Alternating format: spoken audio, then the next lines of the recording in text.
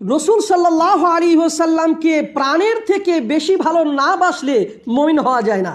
أعوذ بالله من الشيطان الرجيم بسم الله الرحمن الرحيم النبي أولى بالمؤمنين من أنفسهم وأزواجه أمهاتهم।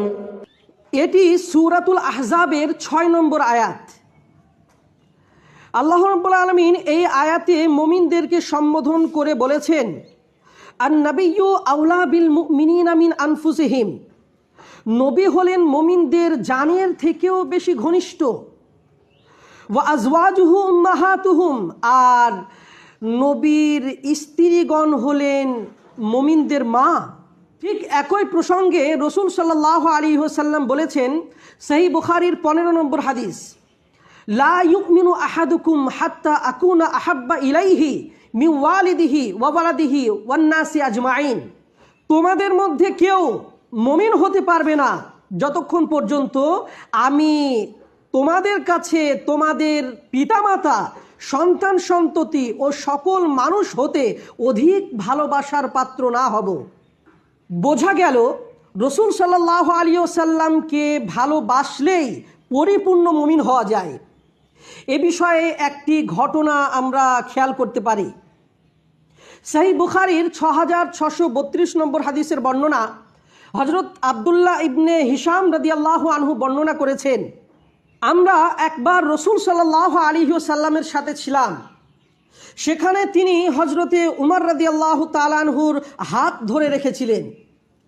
হজরতে উমর রাদিয়াল্লাহু তাআলা আনহু সেই অবস্থায় রসুল সাল্লাল্লাহু আলাইহি ওয়াসাল্লামকে বলেছিলেন, ইয়া রাসূলুল্লাহ, আমি আপনাকে পৃথিবীর সব কিছু থেকে বেশি ভালোবাসি, তবে আমি আপনাকে আমার প্রাণের থেকে বেশি ভালোবাসি না।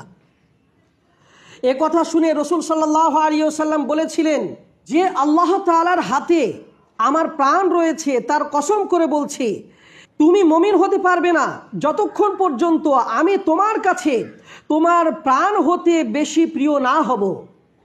তখন হযরতে উমর রাদিয়াল্লাহু তাআলা আনহু বলেছিলেন, আল্লাহর কসম, তাহলে এখন আমার কাছে আপনি আমার প্রাণের থেকেও বেশি প্রিয়।